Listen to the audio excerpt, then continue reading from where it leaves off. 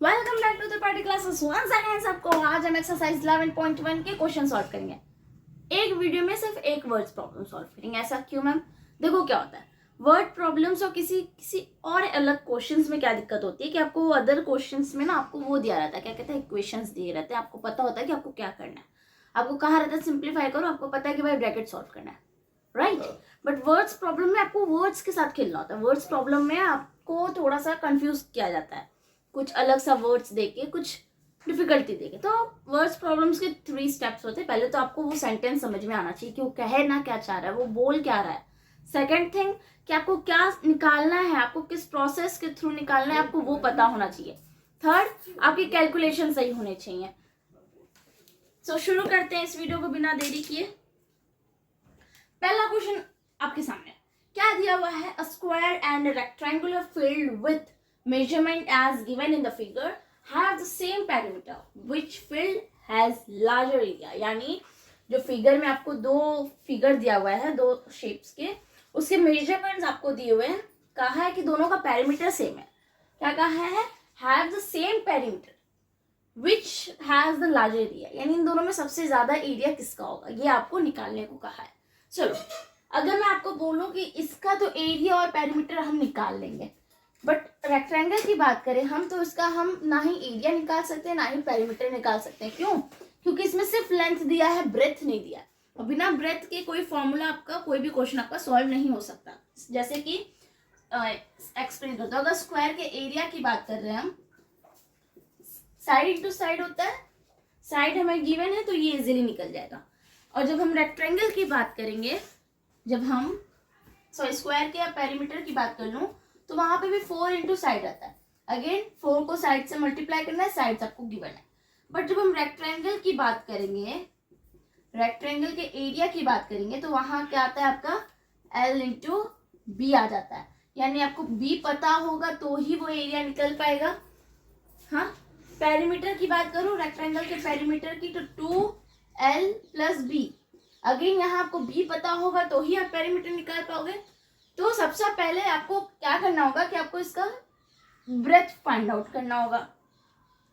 पहले तो क्वेश्चन पढ़ के यही नहीं समझ में आता कि हमें करना कैसे है। ये चीज समझ में आई, ठीक है। अब मैम हम ब्रेथ कैसे निकालेंगे? हमें तो कुछ गिवन भी नहीं है, ना ही कोई पेरीमीटर गिवन है, ना ही कोई एरिया गिवन है। अगर आप ध्यान से देखो तो आपको एक हिंट गिवन है, हैव द सेम पेरीमीटर। यानी जो इसका पेरीमीटर होगा वही इसका पेरीमीटर होगा। आ रही है बात समझ? जो इसका पेरीमीटर होगा वही इसका भी पेरीमीटर होगा। ऐसा क्वेश्चन में कहा हुआ है। इसका पेरीमीटर आप निकाल सकते हो इजीली, इसका पेरीमीटर आप इजीली निकाल सकते हो।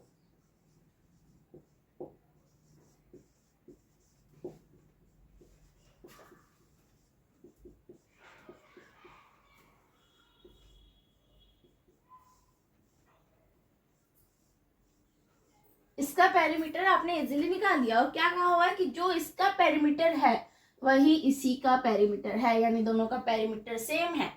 तो आपका पेरीमीटर क्या है स्क्वायर का? 240।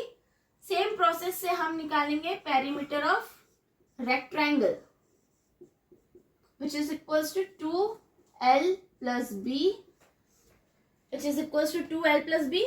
मैं ऊपर के क्वेश्चन रब कर दूं पहले। अब इसको आप क्या करोगे, बता दे रही हूँ। पेरीमीटर आपको गिवन हो गया, मतलब आपको पता चल गया क्या है, 240 है।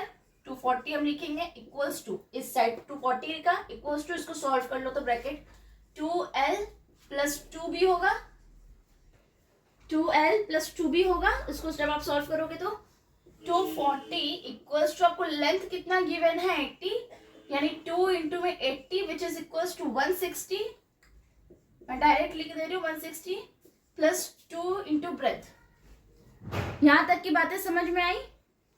अब जब इसको इधर ट्रांसफर करोगे, ट्रांसवर्स करोगे, तो ये क्या हो जाएगा? 240 माइनस में 160 इक्वल्स टू 2B।